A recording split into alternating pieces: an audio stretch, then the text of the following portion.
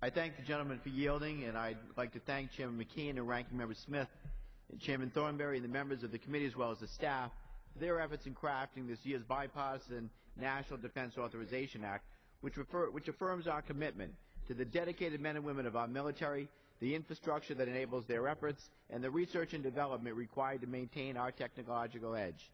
I am particularly pleased that H.R. 4130 provisions I advocated to prevent the proposed cut in production of the peerless Virginia Class Submarines. These boats, which are critical to our national security and built in my district, Quonset-Davisville, by electric boat, the hard-working men and women that work there, are being built ahead of schedule and under budget, and this bill preserves the two-boat-per-year model that has enabled such great efficiencies. I'd also like to note the inclusion of my amendment to accelerate the deployment of the most promising directed energy initiatives. Just recently, the Center for Strategic and Budgetary Assessments issued a report that clearly showed that many directed energy technologies have matured to the point that cultural factors and the lack of resources, not technological maturity, are the most significant barriers to operational deployment.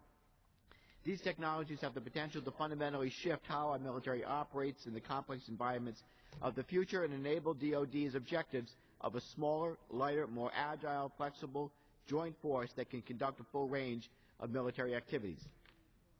Additionally, this legislation prioritizes and supports the Department's cybersecurity and IT efforts. Cyber has long been a chief focus of mine, and while I am encouraged that this legislation continues to address this critical issue, much remains to be done. The FBI Director Mueller has said that cybersecurity could soon be more of a threat than terrorism, yet our federal government still lacks a single point of accountability for cybersecurity, and our critical infrastructure lacks many basic protections.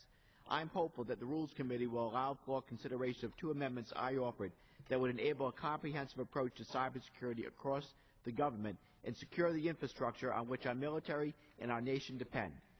On balance, this is a good bill, and I thank the Chairman and the Ranking Member for their hard work as well as the staff, and I thank you again, and I yield back. Gentleman yields back. Gentleman